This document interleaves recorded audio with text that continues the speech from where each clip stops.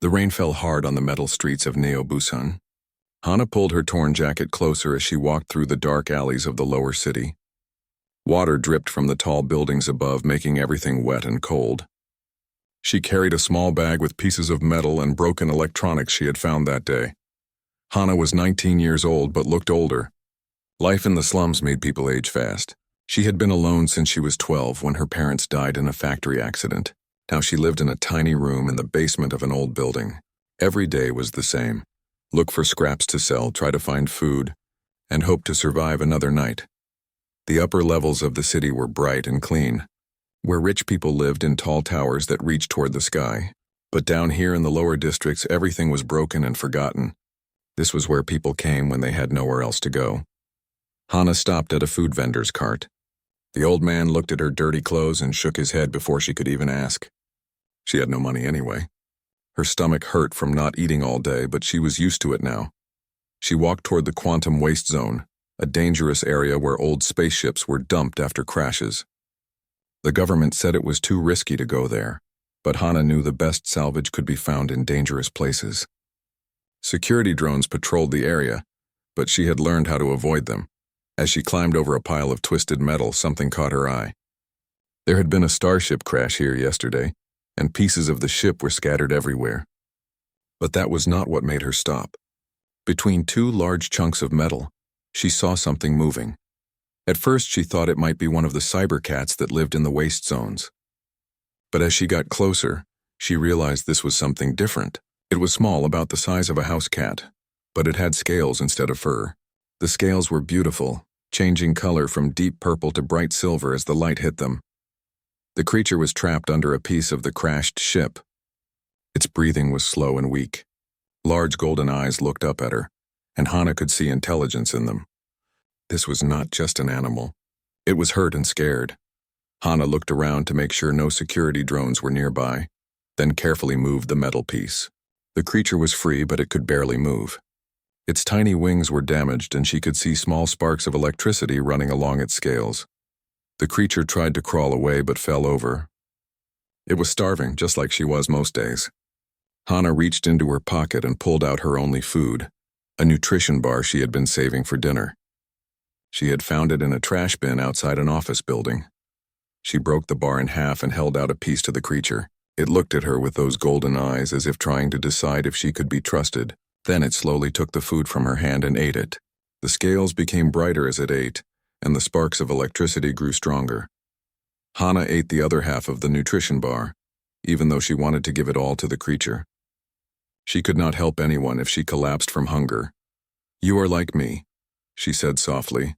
"No one to take care of you." The creature finished eating and looked up at her again. This time its eyes seemed less afraid. It made a soft sound, almost like a purr, but with a musical quality that she had never heard before. Hana knew she should leave.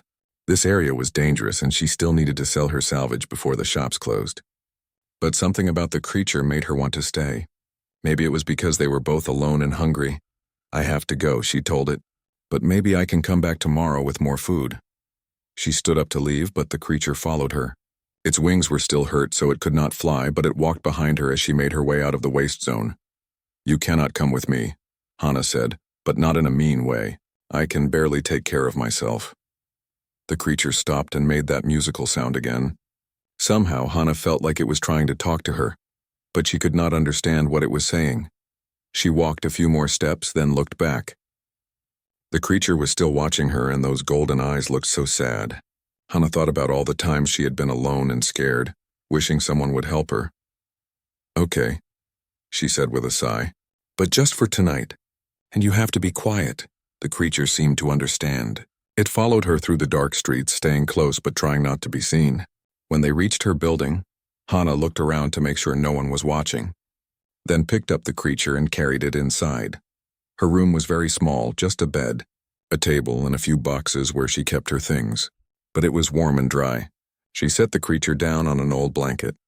"I do not have more food tonight," she said, "but tomorrow I will try to find something." The creature curled up on the blanket and closed its eyes. The scales were still changing colors slowly, like a rainbow moving across its body. It was the most beautiful thing Hana had ever seen. As she lay down on her bed, Hana wondered what she had gotten herself into. She could barely survive on her own, and now she had another mouth to feed. But looking at the peaceful creature on the blanket, she felt something she had not felt in a long time. She felt like she was not completely alone anymore. Outside, the rain continued to fall on the metal streets of Neo-Busan. In the upper city, rich people were safe and warm in their towers. But down here in the forgotten places, a poor girl and a strange creature had found each other.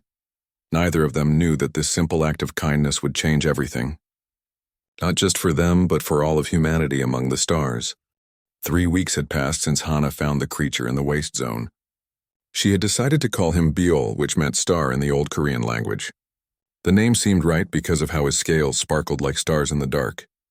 Byul was getting stronger every day. His wings had healed, though he still could not fly very far. He was smart, much smarter than any animal Hana had ever seen.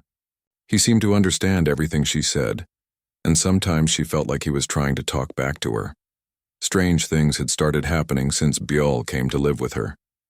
When Hana went looking for salvage, she found the best pieces much faster than before. Byul would make soft sounds and point with his nose toward hidden treasures that she never would have found on her own. Even stranger, the old electronics in her room had started working again. Her broken tablet screen was clear now, and the heating unit that had been dead for months suddenly came back to life. Hana did not understand how, but somehow Byul was connected to it. This morning, something new happened that scared her. She was trying to fix an old datapad to sell, but it needed a special access code that she did not have. As she held the device, thinking about how much money it could bring, she felt a warm feeling in her mind. Suddenly, numbers appeared in her head, the exact code she needed. The datapad unlocked immediately. Hana stared at the screen, then at Byul, who was sitting nearby watching her with those golden eyes. "Did you just—" she started to say, but the words felt crazy. How could a small creature share thoughts with her? She tried an experiment. Looking at Byul, she thought about being hungry. Right away, he made his musical sound and went to the corner where she kept their food. He brought back one of the nutrition bars she had managed to buy yesterday. "You can hear my thoughts," she whispered. Byul tilted his head and made a different sound, softer and more complex. And somehow Hana understood it, not in words but in feelings and images that appeared in her mind. She saw herself as Byul saw her, a kind person with a good heart, someone who had saved his life when she could barely save her own. But there was more in those shared thoughts. Pictures of vast spaces between the stars, of beings with great power, of knowledge that could change the world. It was too much to understand all at once, and it made her head hurt. "What are you?" she asked. Before Byul could answer, loud footsteps echoed in the hallway outside. Someone was coming up the stairs. Several someones, and they were not trying to be quiet about it. Hana grabbed Byul and hid him under the blanket. 3 men in dark suits burst through her door without knocking. They had the look of security officers, but not the kind that worked for the local police. "Lee Hana," said the man in front. His voice was cold and official. "You will come with us." "Why?" Hana stood up, trying to look brave, even though her heart was beating fast. "I have not done anything wrong." "There have been unusual energy readings in this area," the man said. "Readings that match your living space exactly. You will explain what you know about this." Under the blanket, Hana could feel Byul getting warm. The air in the room started to feel thick, like before a thunderstorm. "I do not know what you are talking about," Hana said.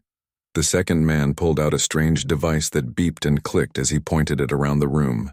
"The readings are very strong here," he said. "Whatever is causing them is in this room right now." The man with the device started walking toward the blanket where Byul was hiding. Hana stepped in front of him. "You cannot just come into my home and search my things," she said. "Actually, we can," the first man said. He nodded to the third man, who moved to grab Hana. That was when everything went wrong for the security men.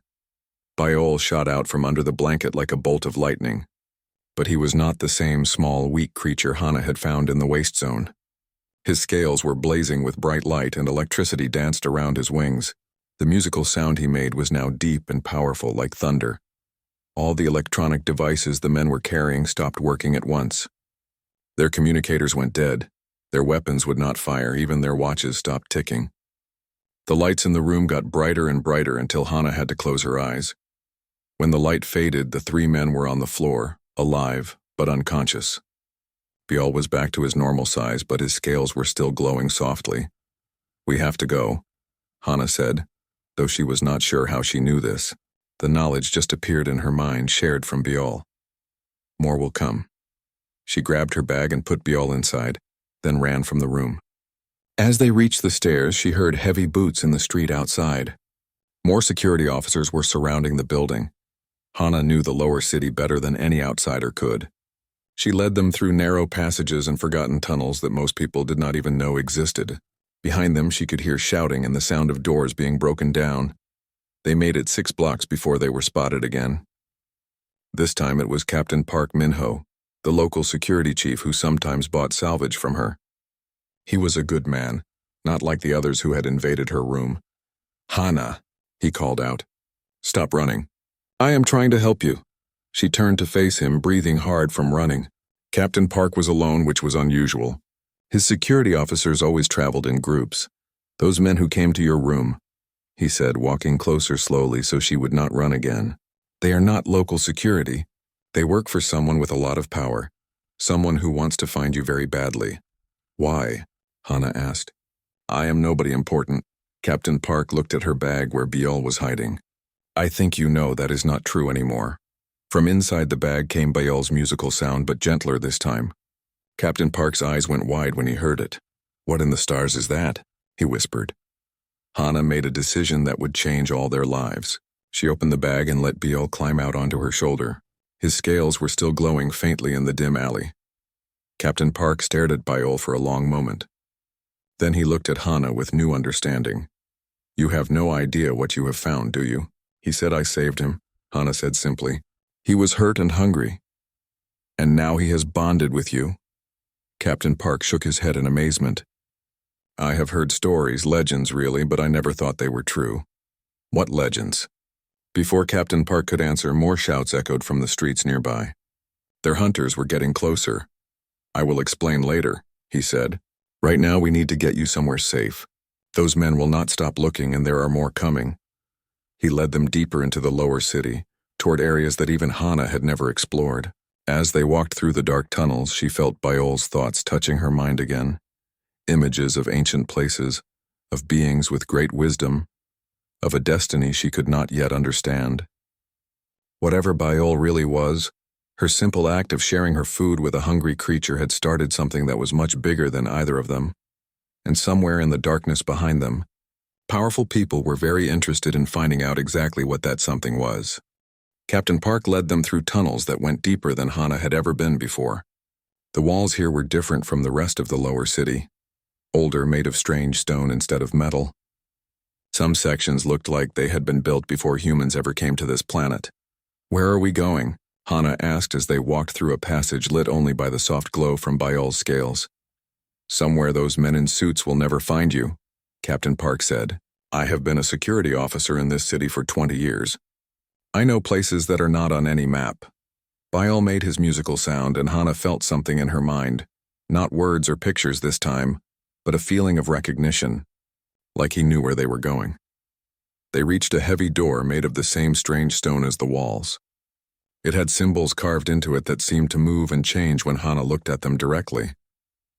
Captain Park stopped and turned to face them. "Before we go in there," he said, "I need to tell you what I know. 20 years ago, when I was a young officer, I investigated a case that the government made me forget. Officially, it never happened, but I remember." He looked at Bial, who was now glowing brighter than before. "There was a crash in the waste zones, not a human ship, something else. We found technology that was thousands of years ahead of anything we had, and we found evidence of survivors, creatures that looked like small dragons. The investigation was shut down the next day, and all evidence disappeared." "Dragons?"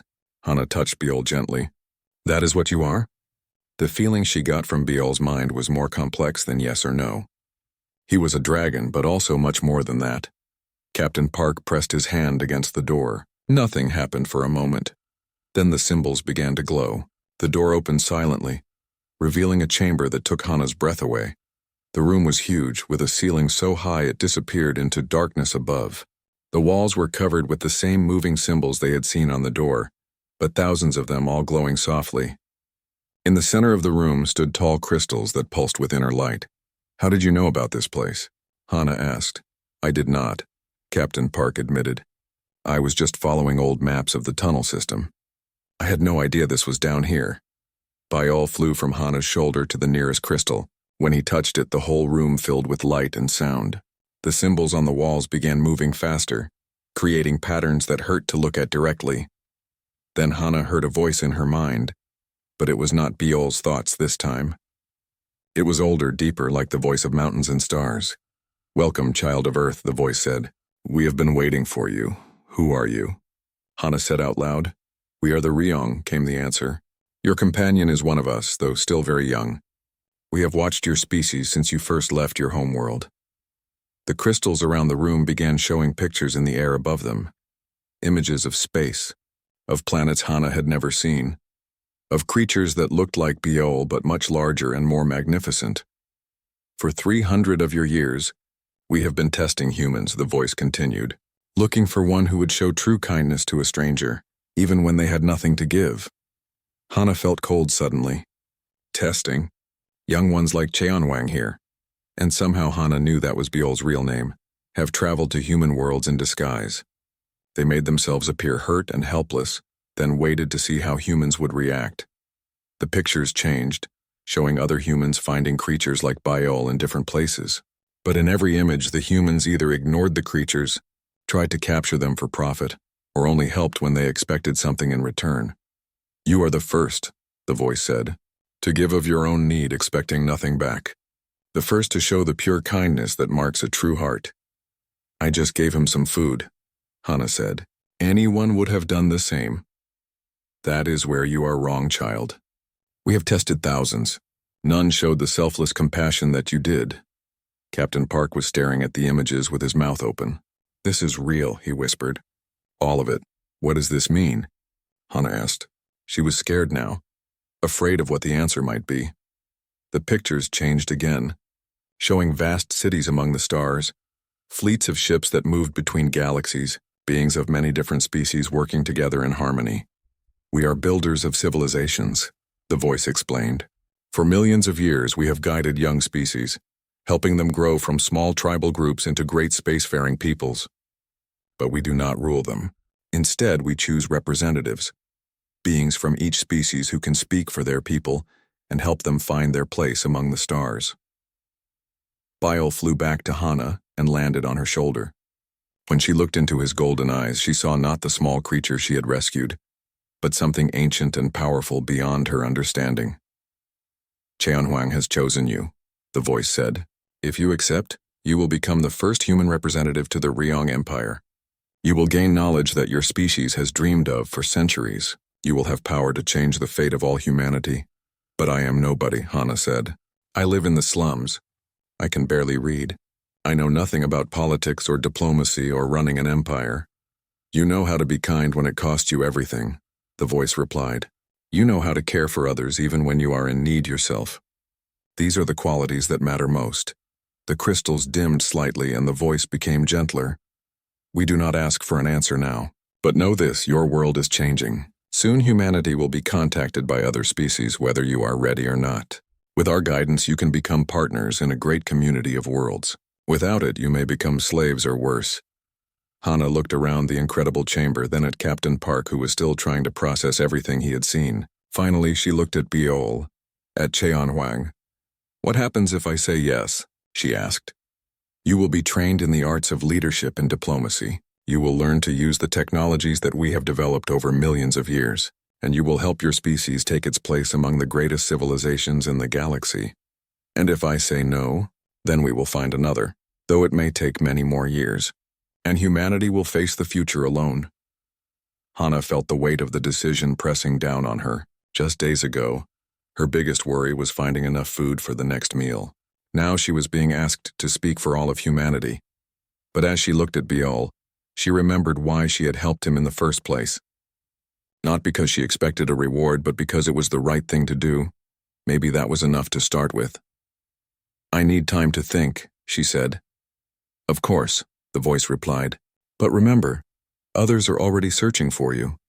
The choice may not be yours to make for much longer. As if summoned by those words, they heard distant sounds echoing through the tunnels above. The sound of many boots, and voices calling orders. The hunt had found them again. The voices in the tunnels above were getting louder. Captain Park checked his weapon and looked toward the chamber entrance. "We cannot stay here," he said. "They will find us eventually." But Biol Cheonhuang made his musical sound and the symbols on the walls began to glow brighter. Suddenly the entrance to the chamber was gone. Where the door had been, there was now only solid stone. "They cannot enter now," the ancient voice said. "This place is protected by arts your hunters do not understand." Hana felt relief, but also worry. What about Captain Park? He cannot stay here forever. "Actually," Captain Park said with a surprised smile, "I think I am exactly where I need to be. 20 years ago I swore an oath to protect the people of this city. If helping you means protecting all humanity, then this is still my job." Over the next few days, Hana's education began. The crystals in the chamber could show her anything she needed to learn. She saw the history of the galaxy, the rise and fall of civilizations, the delicate balance of power between different species. She learned that the Ryong were not the only ancient race. There were others, some friendly, some neutral, and some that viewed younger species like humanity as threats to be eliminated or resources to be used. "The galaxy is more dangerous than your people know," Cheonhuang told her. His mental voice was clearer now and she could understand him perfectly. There are beings who consume entire worlds for energy. There are hive minds that turn other species into slaves. Without protection, humanity would last perhaps 50 years before being conquered or destroyed. But there was hope too. The Ryong network included dozens of species that had learned to work together. They shared technology, knowledge, and resources. They defended each other against common threats.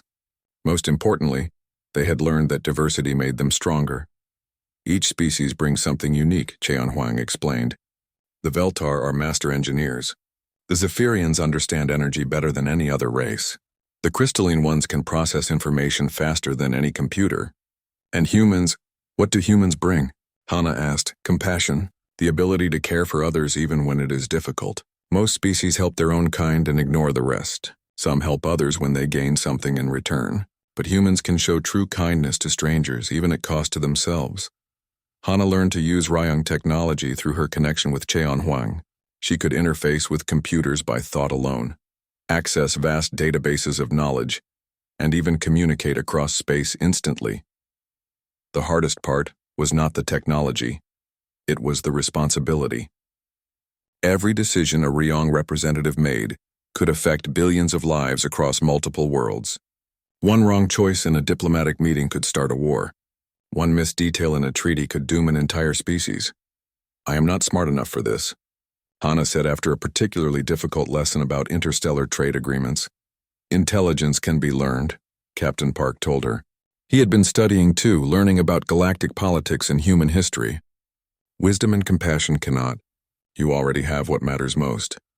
On the 5th day, their protected chamber was tested. The sounds of digging came through the walls as Director Yoon Tae-hyun of the Terran Colonial Authority tried to break through with heavy equipment. "He is determined," Captain Park observed, listening to the distant noise of drilling. "He is afraid," Cheonhuang corrected. "He believes we are a threat to human independence. In a way, he is not wrong. Once humanity joins the galactic community, your species will never be the same." That afternoon, the first aliens arrived on the planet. The crystal showed them everything. 3 ships appearing in orbit around Hanul Prime, ships unlike anything humans had built. They were beautiful, flowing designs that looked more grown than constructed. "The Veltar," Cheonhuang said. "They have been waiting for humanity to mature enough for contact.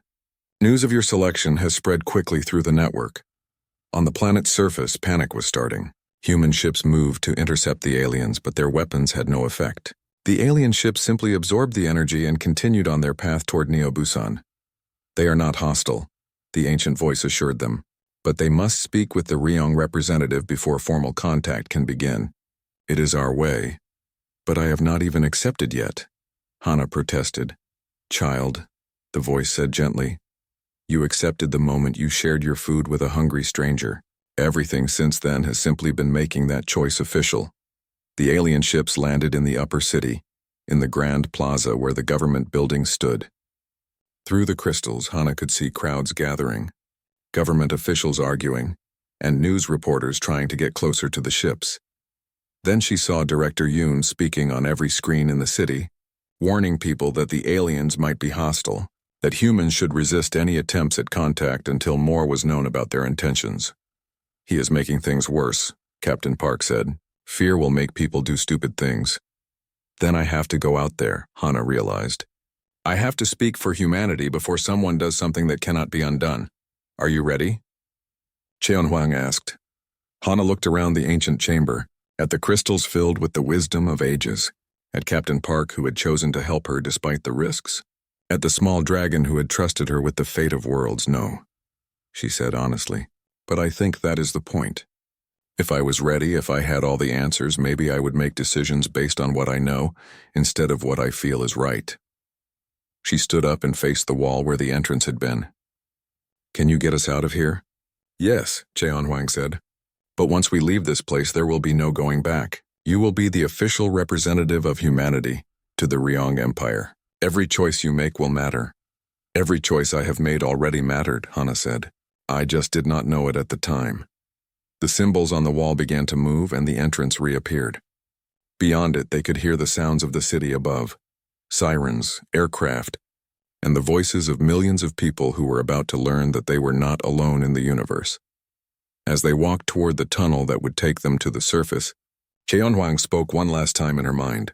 "Remember, Hana of Earth, the greatest power in the galaxy is not technology or weapons or knowledge. It is the simple act of choosing to care for others even when it costs you everything." "I remember," she said. "It is how this all started." Above them, 3 alien ships waited patiently in the plaza, while humanity held its breath and wondered what would happen next. And far below the city, a young woman who had once shared her last meal with a hungry stranger prepared to step into the light and speak for her entire species. The test was over. The real work was about to begin. Hana emerged from the underground tunnels into a world that had changed forever.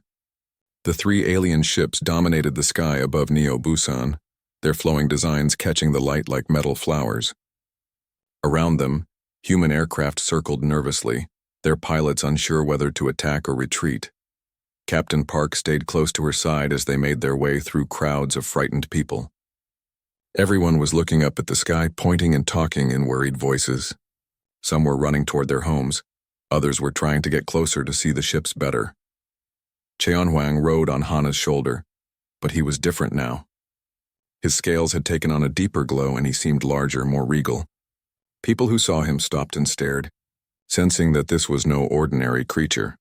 "The representatives from the Veltar ships are waiting in the government plaza," Cheonhwang told her through their mental connection.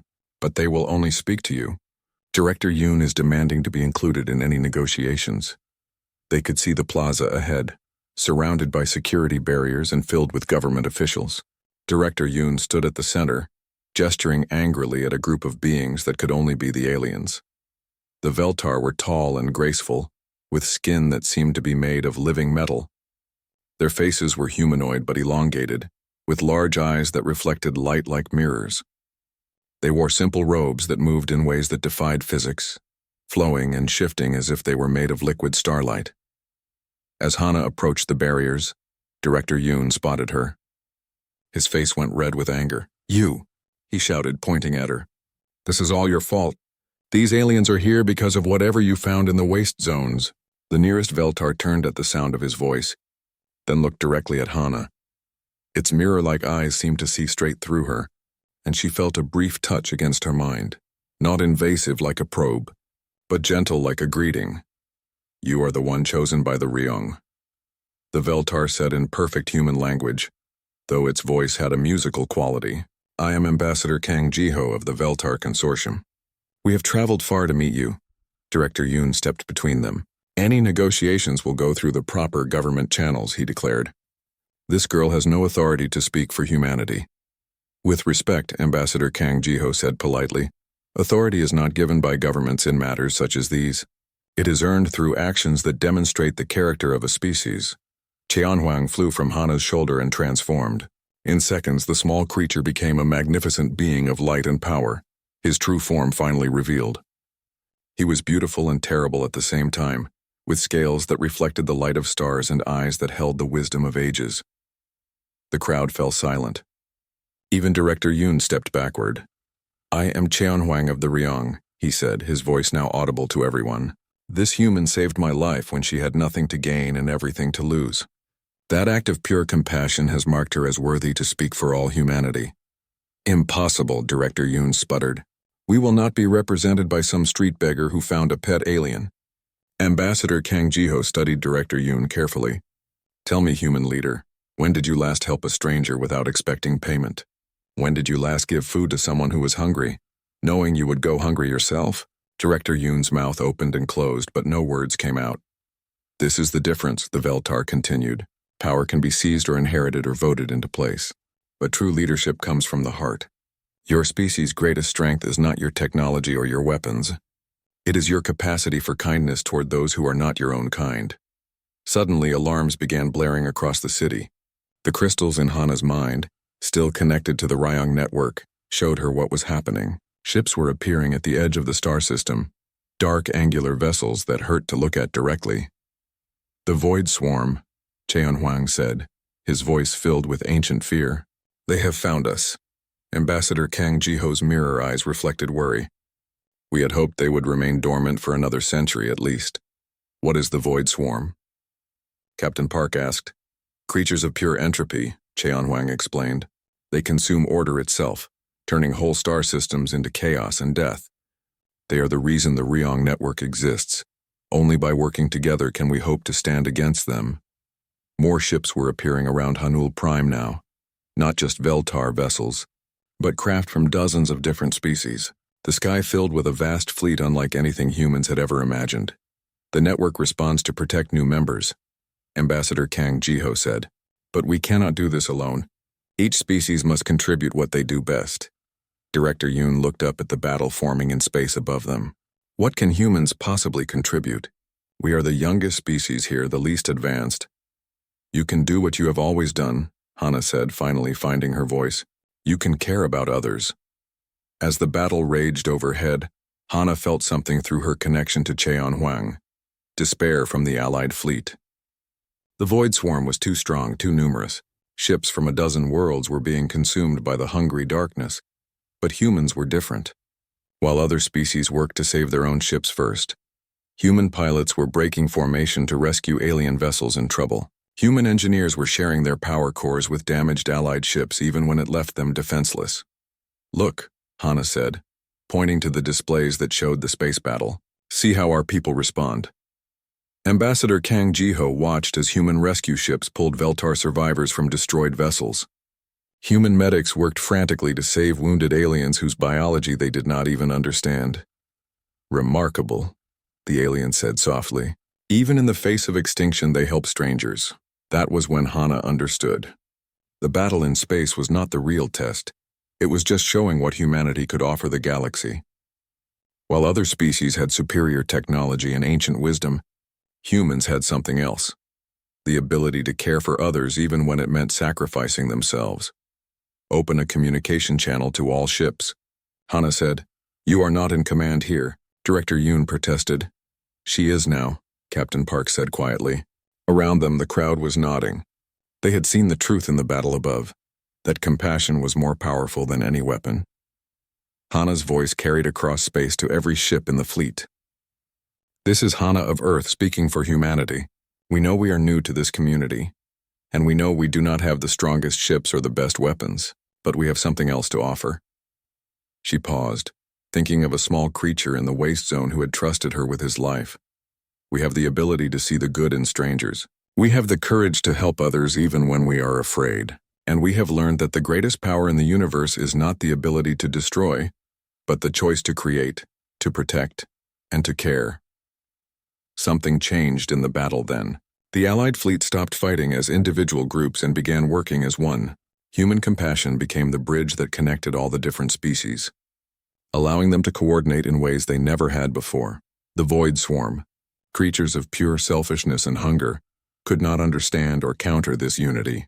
They retreated to the dark spaces between stars, defeated not by superior force but by something they had never encountered, an entire galaxy that had learned to care for each other.